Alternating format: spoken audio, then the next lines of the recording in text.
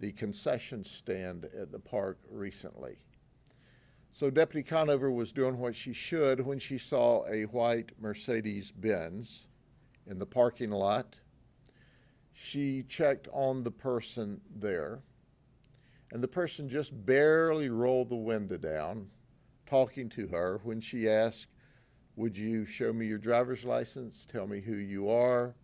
He wouldn't respond. He wouldn't get out of the car. He wouldn't cooperate. She noticed that he was dressed all in white, as if he were in some kind of religious or cult garb. He certainly wasn't in normal street clothes. So she called for backup, and that's when Deputy Craig Smith, Lieutenant Anderson, who were both shot, as well as Deputy Bolito and his trainee, and we also had Natalie Ostrich, who is K-9, back them up. So now there's a total with the trainees of 7 deputies there. So Craig Smith, Chad Anderson go to the door and say, "Hey, look, man, they tried to talk to him. You've got to identify yourself. You've got to come out and talk to us."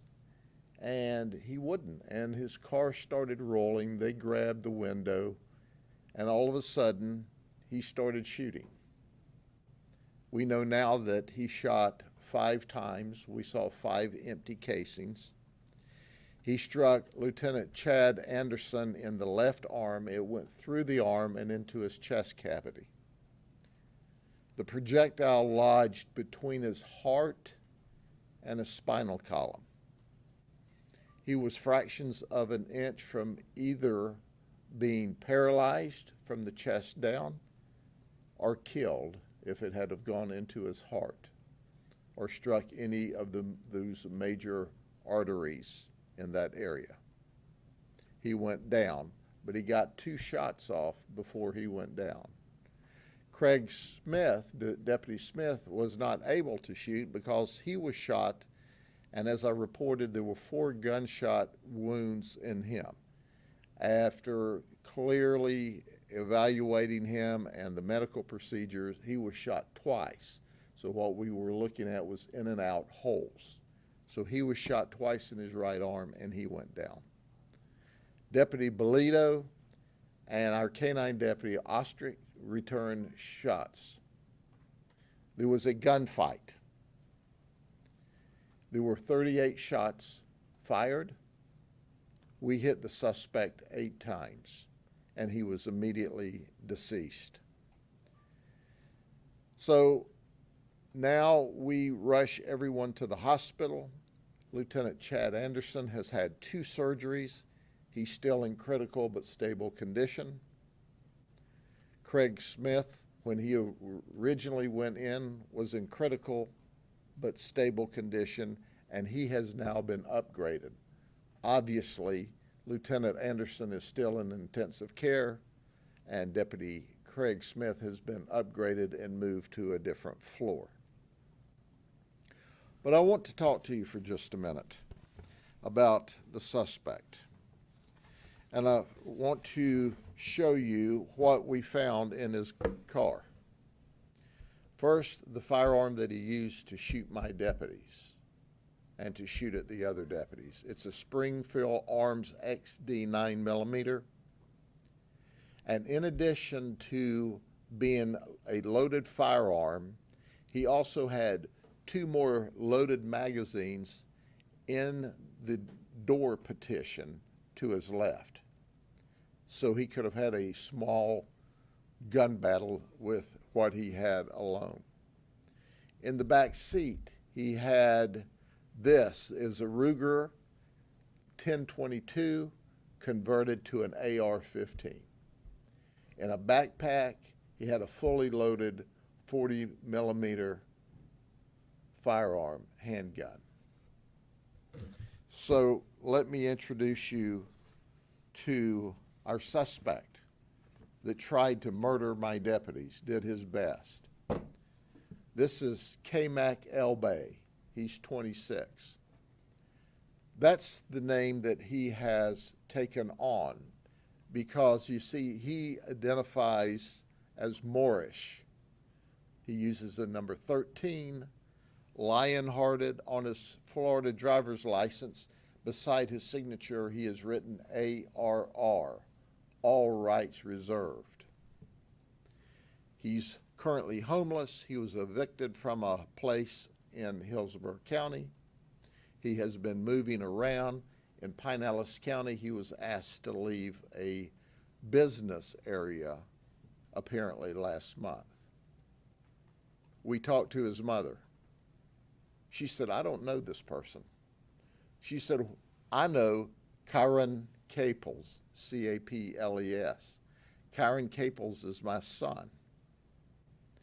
He went to Fresno State after 3 years of college and in studying business. He left.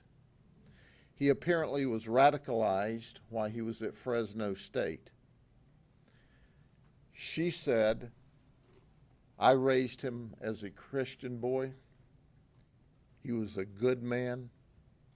We found that he didn't have a criminal history. He had a suspended driver's license. So the person that his mother knew and loved, and she'd not seen him in 3 years since he left California, that's where she lives, until we got that fateful call, she had talked to him and had communicated with him and had on occasion sent him money when he needed help. But she says she doesn't know who this K-Mac Elbay is, but that's who he goes by now. Here's his identification card, his Moorish identification card. He's a sovereign citizen. The Moorish rejects federal, state, and local law. They don't have to obey it. They're extremist. They're anti-government. They have a potential for violence toward law enforcement. And I will hearken you back, and those of you who have been reporters around here for a while, remember in 2017, on the I-4 corridor, 3 police officers were shot and killed. A sergeant with the Orlando Police Department, a sergeant with the Kissimmee Police Department, and on that same day, an officer with the Kissimmee Police Department. They were shot by 2 separate Moorish people, all in 2017. And now let's fast forward to 2024, and K-Mac tried to murder 2 of my police officers. In addition to their violent activity, they're known for trying to file paperwork. For example, they have filed an arrest warrant for me in the Moorish world with a $1 million bond, as well as some of my other deputies. Not this person, but other Moorish people. We make frequent arrests of these citizens, these Moorish citizens, but we don't publish them because we don't want to market for them. But let me read something to you for just a second. This is an example. Now, here's his ID card, and this is a sample of a card that he had, so that when they want to hand it to you, he didn't, it would say, and you'll get the mindset, this is a valid and lawful form of identification. See United Nations Declaration on the Rights of Indigenous Peoples, Articles 2 and 33, Section 1. You're being put on notice that any unlawful act against an indigenous Yahundum Moor is a federal crime, and you will be fined $750,000 or more. Any violation of my rights, well-being, or property is your express agreement to be held officially and privately liable for $750,000 for each violation of the bearer's rights in each capacity. If detaining the bearer, you also expressly agree to the fee schedule of $90,000 per hour upon any unlawful detainment and violation of the bearer's right. Payment is due immediately in lawful money. So you get an idea of what we're dealing with when we're dealing with these Moorish sovereign citizens. They're dangerous, and you don't know when. There's been other occasions where they're not dangerous at all. They just file papers illegally. And if you'll hearken back to a few years ago, the Florida legislature had to create a new set of laws so that if they tried to go down and file liens against judges or clerks, that was a criminal event and they could be arrested. And there had to be a mechanism to easily clean those liens and legal paperwork out. We've talked to the mother twice of our suspect, at least twice. I call him, because this is his given name that he wants us to use, K-Mac Elbay. But for Mom's benefit, we've talked to Kyron Cable's mom. She is a wonderful lady. She is totally in shock. And she said, as she's going to fly in at some point in time, she wants to meet with the deputies and apologize for her son shooting them. That's a good person. She understands the gravity of what occurred. Are there any questions?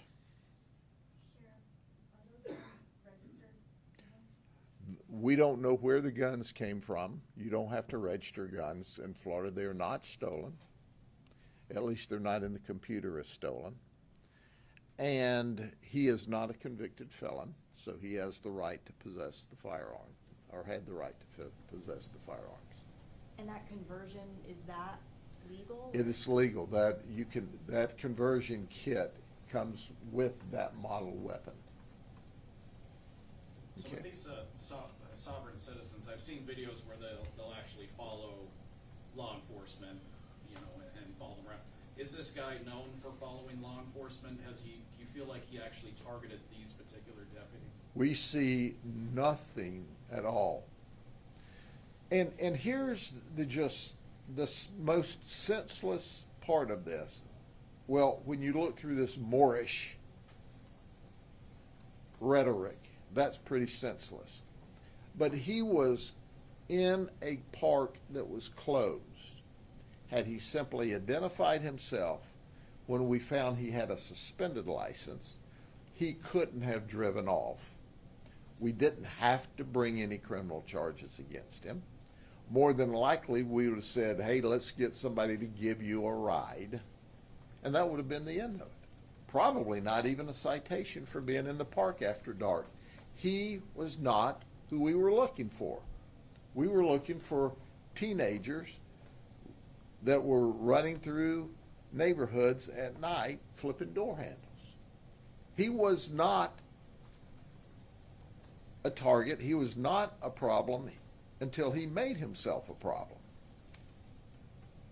And I think that's what shocks his mother and, quite frankly, shocks all of us, because up to this point, we see no evidence that he was violent, but we saw lots of evidence that he was capable of being violent.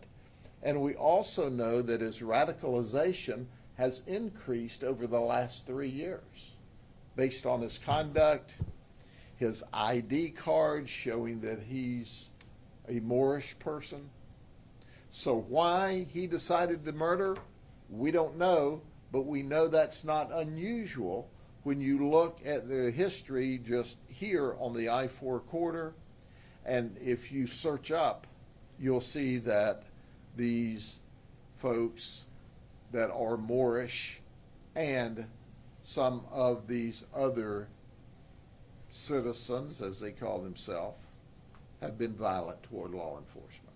Sheriff, I know, as you said, you don't want to publicize for sovereign citizens, but Can you give us a better idea of how prevalent of an issue this is for your agency? Well, there are sovereign citizens in every county, in every state in this nation. Now, how many? We don't know.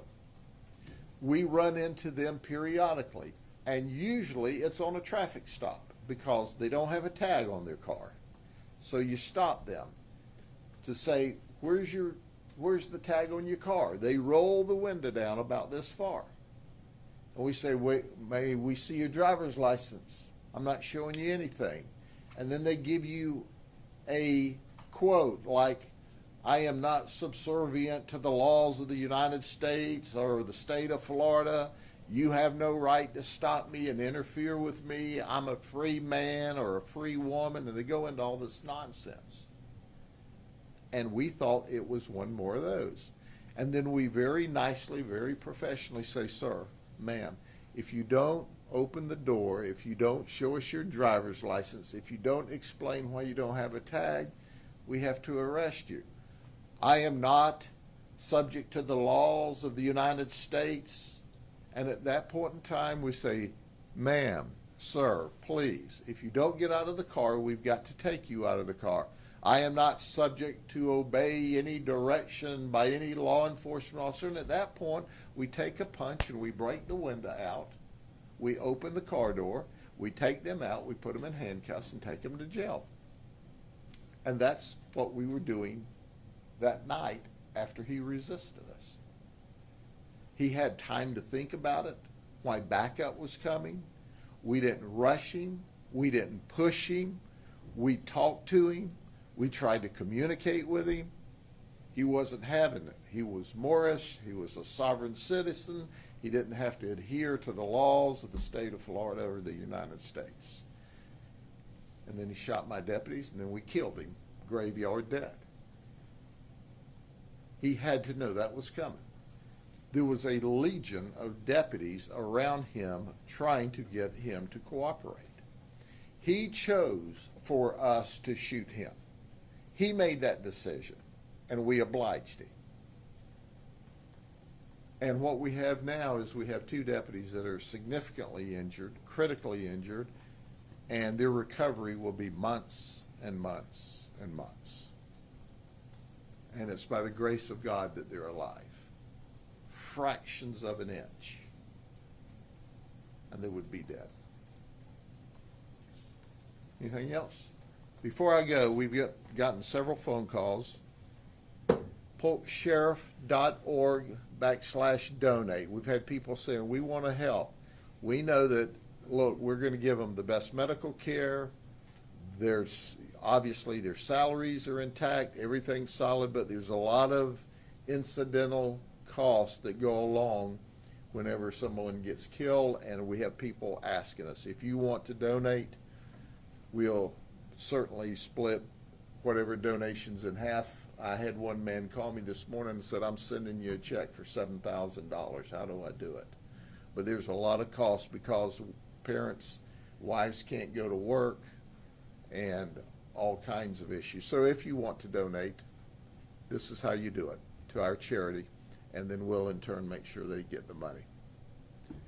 All right, God bless y'all. See you later. Yes, sir. Keep them in your prayers, our deputies in your prayers, and also keep the dead suspects' family in your prayers because they are obviously distraught and have no idea that their son was capable of such conduct. Okay? Thank you.